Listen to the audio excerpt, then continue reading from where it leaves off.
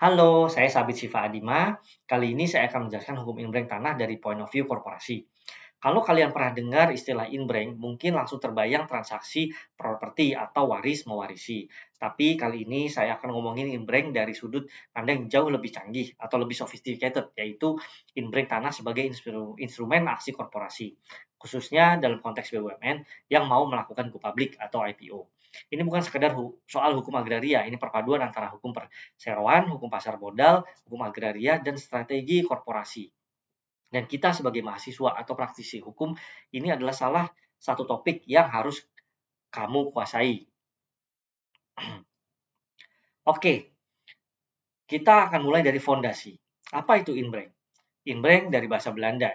Inbrank yang berarti penyetoran. Secara hukum, Indonesia dimaknai sebagai penyetoran modal dalam bentuk benda, bukan uang ke dalam suatu perseroan terbatas. Dasar hukumnya ada di pasal 34 ayat 1 Undang-Undang Nomor 40 Tahun 2007 tentang perseroan terbatas, yang menyatakan bahwa penyetoran atas saham dapat dilakukan dalam bentuk uang dan atau dalam bentuk lainnya. Kalau objeknya tanah, maka kita masuk ke irisan dua rezim hukum sekaligus, yaitu hukum perseroan dan hukum agraria. Di sini berlaku Undang-Undang Pokok Agraria atau UU-PA tahun 1960, beserta peraturan turunannya terkait peralihan hak atas tanah. Secara teknis, inbrank tanah harus melalui penilaian independen oleh penilai resmi atau KJPP. Ini disyaratkan pasal 34 ayat 2 UU PT. Penilaian ini penting karena nilai tanah yang disetor akan menjadi dasar penetapan jumlah saham yang diterbitkan sebagai imbalannya. Nah, sekarang kenapa inbrank tanah relevan untuk strategi korporasi? Bayangkan sebuah BUMN punya aset tanah yang sudah puluhan tahun tercatat di neraca dengan nilai historis yang sangat rendah. Mungkin hanya puluhan miliar. Nah, padahal nilai pasar wajar tanah itu sekarang bisa ratusan miliar, bahkan triliunan rupiah mungkin. Disinilah gap nilai itu muncul. Ketika BUMN tersebut memutuskan melakukan restrukturisasi, misalnya membentuk anak usaha baru atau spin-off unit bisnis tertentu, tanah-tanah itu bisa diinbrank ke entitas baru tersebut. Nah, prosesnya, tanahnya dinilai ulang oleh penilai independen atau KJPP, lalu disetor sebagai modal ke anak perusahaan yang baru tersebut. Dan sebagai imbalannya, induk BUMN mendapat saham atas anak perusahaan senilai nilai appraisal tersebut. Hasilnya, nilai aset terrekognisi secara proper di laporan keuangan, neraca menjadi lebih sehat, dan entitas baru mempunyai equity base yang kuat. Sangat menarik bagi investor ketika anak perusahaan itu nantinya go public atau IPO. Nah, mari kita masuk ke contoh yang real, yang lebih konkret. Ambil ilustrasi dari ekosistem BUMN, sektor konstruksi atau properti.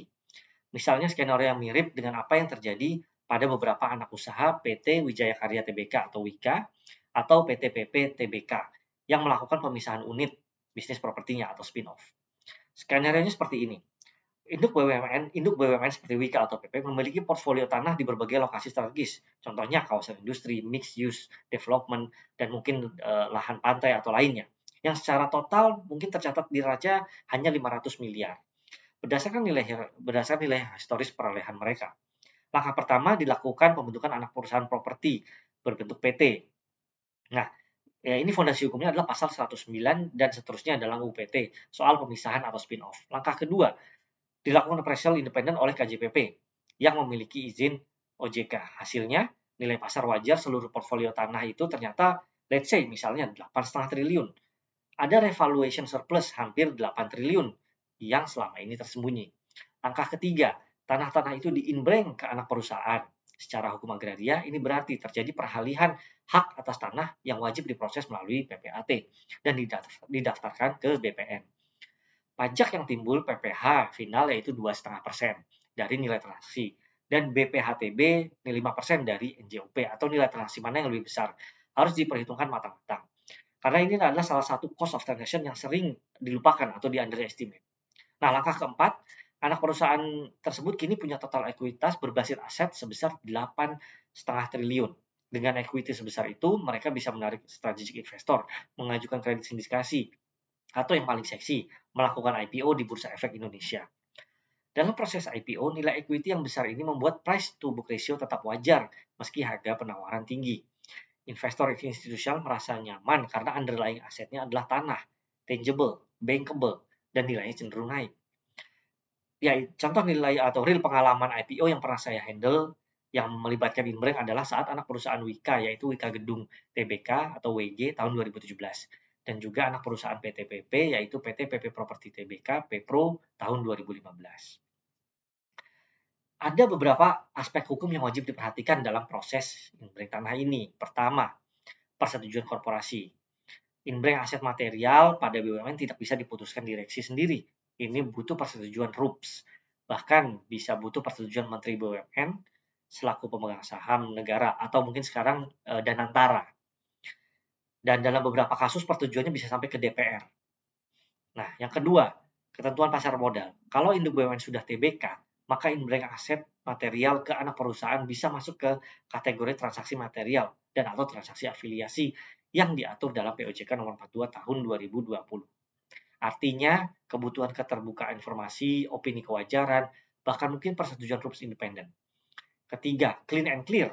Sebelum dilakukannya Inbreng, tanah tersebut harus dipastikan tidak ada sengketa, tidak sedang dijadikan jaminan utang, dan sertifikatnya bersih, clean and clear. Due diligence hukum pertanahan adalah tahap yang tidak bisa dilewatkan. Kalau ada tanah yang masih HGB di atas HPL misalnya, maka struktur peralihan haknya lebih kompleks lagi. Keempat, perpajakan. Seperti yang saya sudah singgung tadi, BPH final dan BPHTB bisa sangat signifikan. Dalam beberapa skema, ada optimasi pajak yang dimungkinkan jika Inbreng dilakukan dalam rangka penggabungan atau pemisahan usaha berdasarkan ketentuan PMK terkait. Jadi, apa takeaway utama dari diskusi kita hari ini? Inbreng tanah bukan sekedar mekanisme penyetoran modal biasa.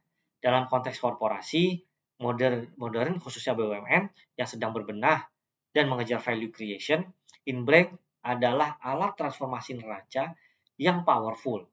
Ia mengungkapkan nilai tersembunyi aset, memperkuat equity anak perusahaan, dan membuka jalan menuju penggalangan modal melalui IPO. Tapi seperti semua instrumen hukum yang powerful, Inbreng tanah harus digunakan dengan hati-hati, terstruktur, dan pendampingan hukum yang kompeten. Mulai dari konsultan hukum korporasi, konsultan pajak, PPAT, hingga KJPP. Nah, teman-teman yang sedang menempuh program master hukum dengan fokus bisnis, topik ini adalah topik yang sangat menarik karena berada di antara hukum bisnis, hukum agraria, dan hukum pasar modal. Oke, kita sudah bahas mekanisme dasar Inbreng tanah dan bagaimana BUMN bisa memanfaatkannya untuk IPO. Sekarang di segmen kedua ini saya mau ajak kalian menyelam lebih dalam ke hal-hal yang justru sering tidak dibahas di buku teks, tapi krusial di praktik nyata. Kita akan bahas struktur holding BUMN, perbandingan regulasi, risiko hukum yang paling muncul, dan bagaimana cara mitigasinya. Oke, nah sejak terbitnya Peraturan Pemerintah Nomor 45 Tahun 2005 dengan berbagai kebijakan restrukturisasi BUMN berikutnya, pemerintah mendorong pembentukan holding BUMN sebagai model konsolidasi. Contoh nyata, holding BUMN Pertambangan dengan Main ID sebagai induk holding, lalu holding perumahan dengan Perumnas, hingga rencana holding pariwisata yang mencakup aset-aset properti seperti misalnya X Jasa Marga dan ITDC dan lain-lainnya. Dalam struktur holding ini muncul konsep Inbreng bertingkat, yaitu Inbreng yang dilakukan bukan hanya satu lapis, tapi 2 atau bahkan 3 lapis. Misalnya, pertama, Kementerian BUMN, dulu Kementerian atau mungkin sekarang Danantara ya, menginbreng saham-saham milik negara ke holding. Lalu holding menginbreng aset operasional, termasuk tanah ke subholding. Nah, selanjutnya subholding kemudian menginbrengkan lagi properti komersial ke anak usaha yang akan IPO. Secara hukum, setiap lapis transaksi ini harus memenuhi persyaratan yang berdiri sendiri. Ada penilaian independen KJPP di setiap level, ada RUPS di setiap level yang berwenang, dan ada aspek pajak di setiap peralihan hak-hak atas tanah ini. Nah, ini yang membuat struktur holding BUMN menjadi sangat kompleks. Kita nantinya sebagai seorang konsul hukum tidak hanya hanya harus menguasai satu regulasi. Tapi kita juga harus memahami lapisan regulasi yang saling berinteraksi antara hukum perseroan, hukum agraria, dan regulasi khusus BUMN. Selanjutnya adalah terkait dengan UU Cipta Kerja yang masih relevan dengan hukum di Inbreng ini. Nah, pertama penyederhanaan izin pertanahan. Sebelum UU Cipta Kerja, pengalihan hak pakai atau HGB atas tanah negara memerlukan proses yang panjang dengan persetujuan berlapis dari BPN, pusat, hingga kantor pertanahan kabupaten.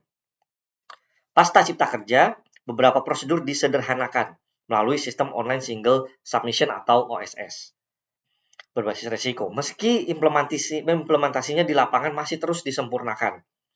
Kedua, konsep bank tanah.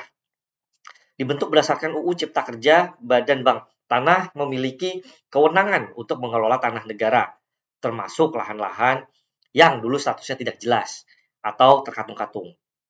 Nah, ini membuka peluang bagi BUMN untuk mengkonsolidasikan lahan melalui mekanisme baru yang sebelumnya tidak tersedia. Ketiga, perubahan ketentuan HGU dan HGB. Masa berlaku HGU bisa diperpanjang lebih lama pasca Cipta Kerja, yang secara langsung meningkatkan nilai ekonomis tanah yang akan diinbrengkan. Semakin panjang sisa masa hak tanah, semakin tinggi nilai appraisalnya, dan semakin besar equity yang bisa dibukukan anak perusahaan sebelum IPO. Selanjutnya kita akan berdiskusi mengenai risiko hukum utama dalam inbreng tanah di BUMN. Ini penting menurut saya sebagai misalnya nanti kita sebagai praktisi. Saya akan breakdown 5 risiko hukum utama yang paling sering muncul dalam transaksi inbreng tanah oleh BUMN. Risiko pertama, status tanah yang tidak clean and clear. Ini adalah risiko paling fundamental. Aset tanah BUMN seringkali memiliki sejarah panjang. Ada yang berasal dari aset peninggalan kolonial Belanda, ada yang diambil dari lahan masyarakat pada era Orde Baru, dan ada yang berstatus sengketa berkepanjangan. Ketika tanah bermasalah diinbreng ke anak perusahaan yang akan melakukan IPO, risikonya berpindah ke investor publik. Inilah mengapa prospektus IPO harus mengungkapkan secara penuh dan akurat setiap sengketa material atas aset yang diinbrengkan. Kasus hukumnya apa saja, masih berlaku atau tidak, masih berjalan atau tidak, seperti itu. Nah, risiko kedua, kesalahan penetapan nilai appraisal. Appraisal yang terlalu tinggi untuk memaksimalkan ekuitas bisa berujung pada gugatan dari investor yang merasa dirugikan pasca IPO jika nilai aset terkoreksi drastis. Di pasar modal, ini masuk kategori misleading information yang bisa berujung pada sanksi OJK. Bahkan tuntutan pidana berdasarkan Undang-Undang Pasar Modal. Risiko ketiga, pelanggaran ketentuan transaksi afiliasi. Jika proses inbreng melibatkan pihak-pihak terafiliasi, misalnya penilai yang memiliki hubungan dengan direksi BUMN, atau pembeli saham IPO yang terafiliasi, maka ada potensi konflik kepentingan yang wajib diungkapkan dan disetujui RUPS sesuai POJK 42 tahun 2020.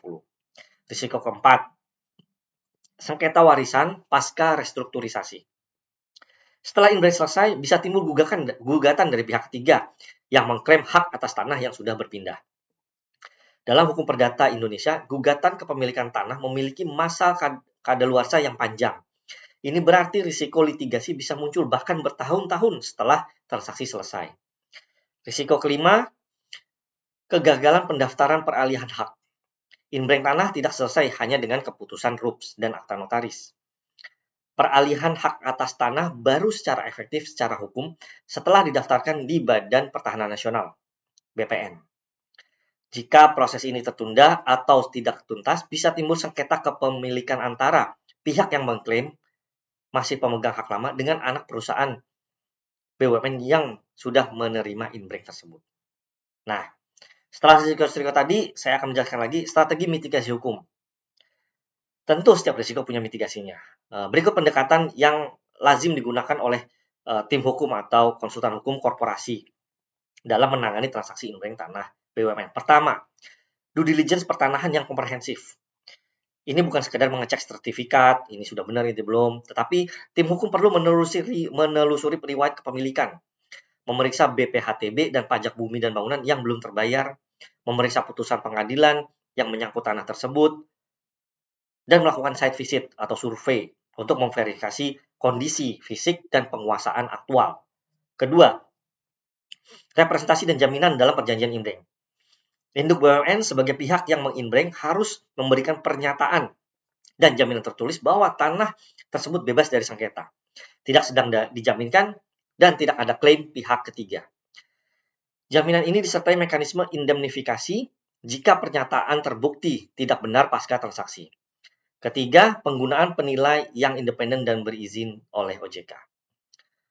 Untuk transaksi yang berkaitan dengan perusahaan terbuka atau yang akan IPO, penilai wajib memiliki izin OJK dan harus bebas dari konflik kepentingan. Ini bukan hanya soal kualitas penilaian, tapi soal perlindungan hukum bagi semua pihak. Keempat, koordinasi multidisiplin.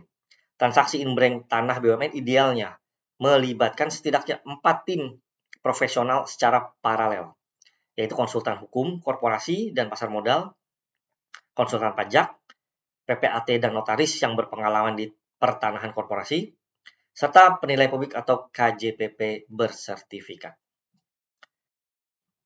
Oke, kita sampai di penghujung vlog saya hari ini.